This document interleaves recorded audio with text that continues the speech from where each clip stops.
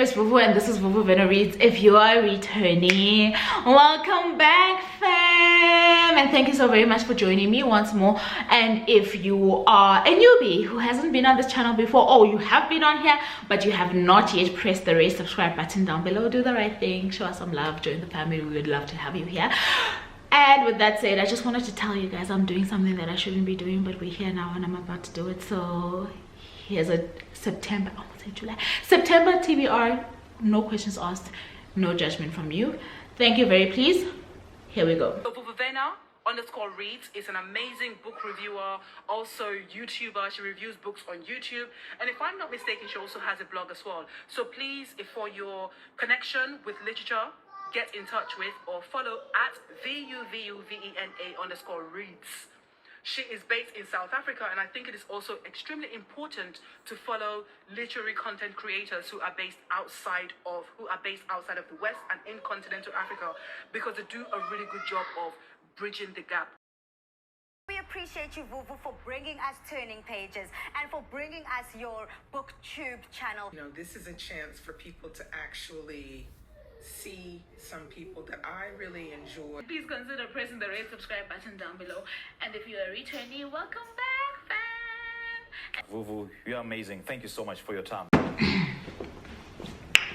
I will not be judged by anyone, not you, not anybody. So please don't judge me. So, these are the books I plan to read in the month of September. In no particular order, trying to make sure that I don't drop my books. So in no particular order, the first book that I want to show you guys that I want to read this month is the Gilded ones by Namina, Fauna. This one has been doing the rounds. You guys have definitely been seeing it around, and a lot of people have loved it. I have not read YA in such a long time. I have not read fantasy in such a long time. I am already captivated by the storyline because I've read the first chapter already. This one is the book club pick for Azania book club for the month of September, and like I'm saying, absolutely going to have the most fun with this, because I've been craving this genre, like in my bones. My body has been asking, when will you feed me this craving again? And this one I won from a competition that Booked on Charity was running for her birthday month over on Instagram. So thank you, Charity. Should I tell you what these books are about, or are you guys okay? No? Okay. I'm just gonna read the blurb thingamajig, okay? What are we? Right, let's try that again, okay? Are we girls or are we demons? Are we going to die or are we going to survive? Deka lives in fear of the blood ceremony that will determine whether she can become a member of her village. If she bleeds red, she will belong. But on the day of the ceremony, her blood runs gold, the color of impurity of a demon. The consequences force Deka to leave her village with a mysterious woman destined to join an army of girls like her, the Alaki, girls who are near immortal with rare gifts and the only ones able to stop the Empire's greatest threat. But as she journeys to the capital to train for the battle of her life, Deka discovers the great walled city holds many surprises. Nothing and no one are quite what they seem, not even Deka herself. I think this is gonna be a series. I think I heard somewhere or saw somewhere, I might be right, I might be wrong, so do not quote me on that, but I think definitely giving me series vibes. It is.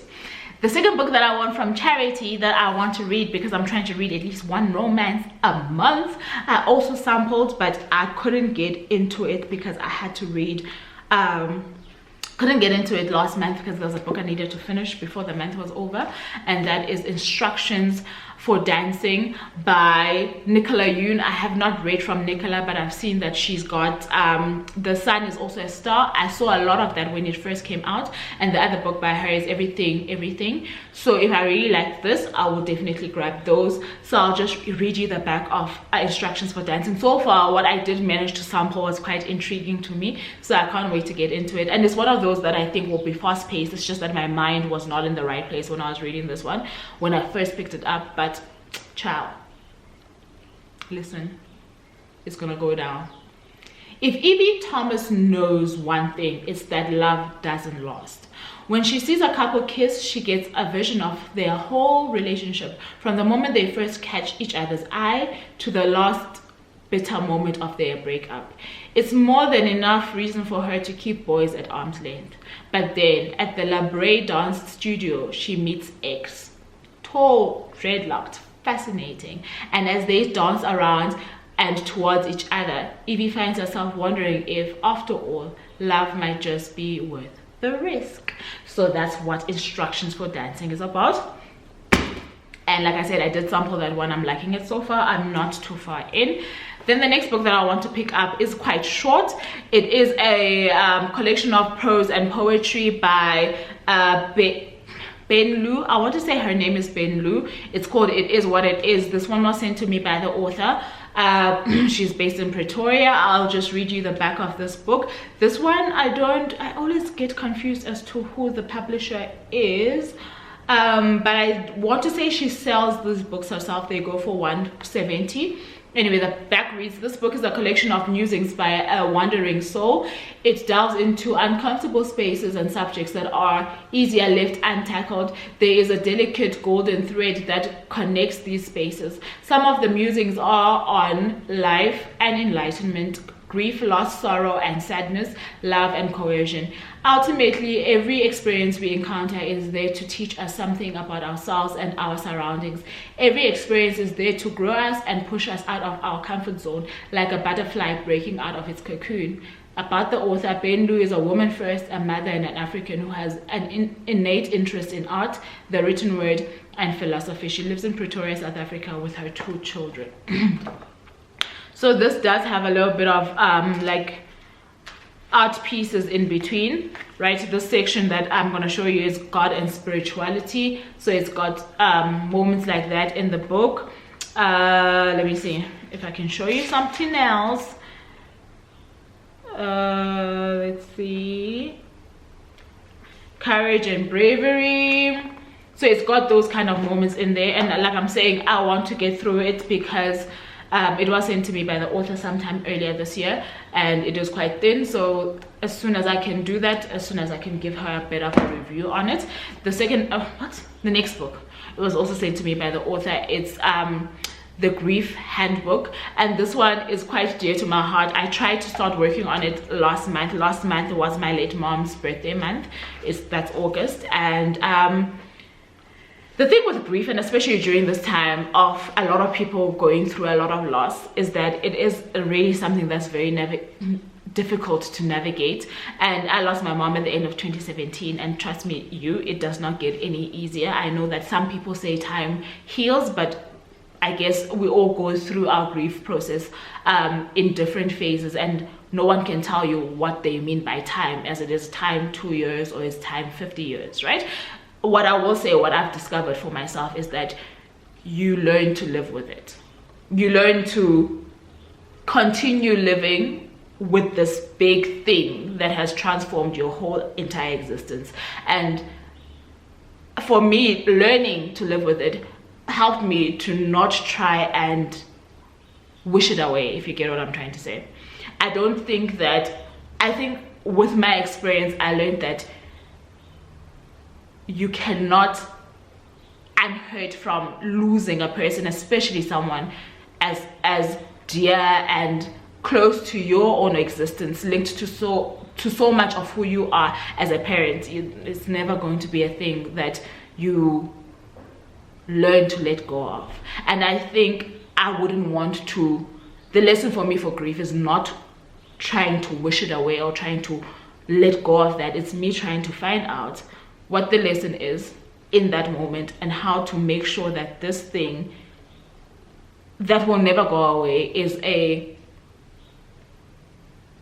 positive companion in my life, if you get what I'm trying to say. Yes, it will hurt. So by positive, I'm not saying it will be pain-free, but I'm saying that I can reap from it more beauty than loss. I don't know if you're getting me, but anyway, I've worked through a little bit of this book, and what I like about it is that she has these sections in the book where you can doodle, you can color it, etc. And I think when I first opened the book, I was a little bit overwhelmed, and having time to color in and take a break and take a pause and kind of ingest what it is that she had said really did help me calm a little bit of the wound that I was poking. Because when you realize that you are in a very sensitive space, in the sense that August will always be a sensitive time for me, right? So when you're in a very sensitive space, and on top of it being sensitive, you are picking at your wounds, sometimes it can get overwhelming whether or not you desire it to. And I think it did get to that point when I first opened this book. So I allowed myself like a little breather with the coloring in, and I love how it took me out of both my head and my heart, but it also allowed me to breathe a little bit, right? To just calm that anxiety so that I can keep wanting to see what more is there. And for me, even that experience on its own tells me that this book will be a very phenomenal journey for me. So I cannot wait to finish it. And I always say this whenever I hold this book, that if it gives what I believe it will for me, then it is definitely going to be something that I will give to my siblings as well.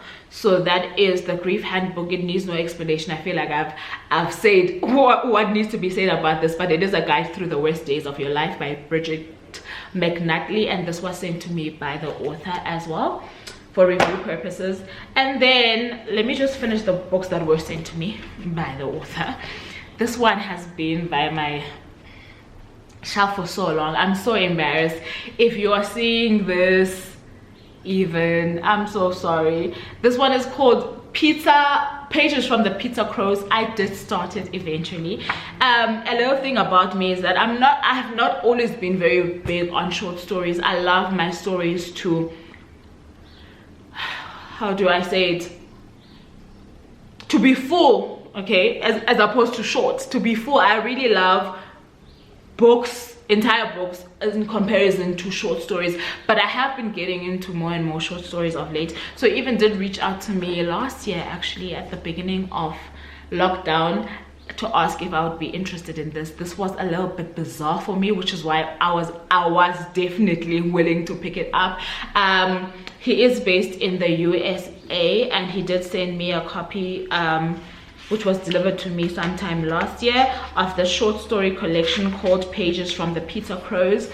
I have read the first, I want to say, story so far, and I do want to finish it this month, because that's the least that I can do. I don't like having books, especially from authors, sit on my shelf for too long. This one was published last year in October. It says 7th of October. I just want to read you the back. It says, in exchange for pizza, a beautiful crow delivered stories to my windowsill. I've collected those stories here for your amusement and observation. Bedfellows follows the story of a boy and a girl who are attached at the hip by supernatural means. Polygamy tells the story of a powerful curse forcing married men to fight one another in order to protect their brides.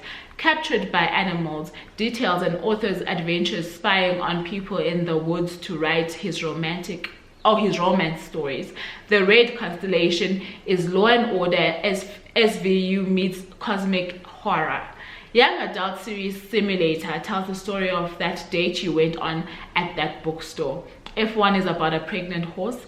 9/10 an ape is the monkey's paw, but in reverse. Leave asks, how old were you when you had your first memory? Maybe a little too old. The Bright Idea Room reminds you that it's the environment that kills you in the end, not the serial killer. Satan's Spies is about a friendly group of businessmen and their obsession with strip clubs.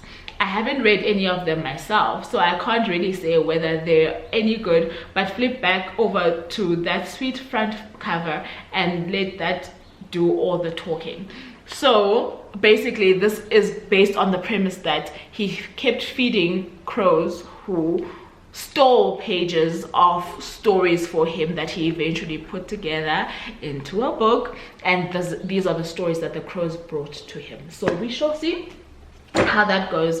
The other chunker of a book that I have September and October to finish, and I did start it, but like I probably will have to restart because I started it like in July, I want to say, is The Old Drift by Namwali Sorpal. This is the Vuvu Vena Reads book club pick for the months of September, October, and yeah, this one is a firm fave in the community. I'm sure you've seen it doing the rounds. I can read you the back of it. All I see is the acclaim here. I want to read you the synopsis. Okay, here we go. On the banks of the Zambezi River, a few miles from the majestic Victoria Falls, there was once a colonial settlement called the Old Drift. Here begins the epic story of a small African nation told by a mysterious swarm-like chorus that calls itself man's greatest nemesis, the Tale. The Tale, a playful panorama of history, fairy tale, romance, science fiction. The moral, to err is human. In 1904, in a smoky room at the hotel across the river, an old drifter named Percy M. Clark, foggy with fever, makes a mistake that entangles his fate with those of an Italian hotelier and an African busboy. This sets off a cycle of unwitting retribution between three Zambian families, black, white, brown, as they collide and converge over the course of the century into the present and beyond. As the generations pass, their lives, their triumphs, errors, losses, and hopes form a symphony about what it means to be human. From a woman covered with hair and another plagued with endless tears, to forbidden love affairs and fiery political ones, to homegrown technological marvels like astronauts, micro-drones, and viral vaccines, this gripping, unforgettable novel sweeps over the years and the globe, subverting expectations along the way. Exploding with color and energy, The Old Drift is a testament to our yearning to create and cross borders, and a meditation on the slow, grand passage of time. From what I understand, it took Namwali about 2 decades or so to write this piece, and I had listened to a podcast by Books and Rhymes regarding this book when she was interviewing Namwali, and from what I gathered from that podcast, this is gonna be a precious read for me. I cannot wait to devour this chunker. Pray for me. Pray for me. I need to finish it next month, so I'm not in a rush, but at least like halfway mark this month at least. And this one is the first book out of the long list that I shared with you. I will link it up here, from the Sunday Times CNA Literary Awards for 2021. This one is Not to Mention by Professor Vivian de Klerk.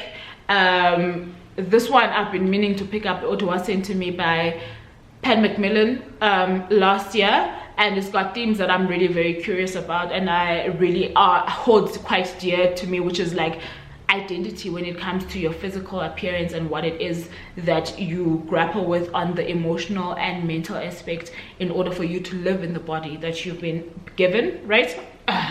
So I'm trying to work my way through that list as well, in no particular order and in no rush, but I do want to read the books that I do own from that long list. Right. So the back of this one, I'm sure you guys have heard it a few times, but in case you are new on here, I'm doing this one for you.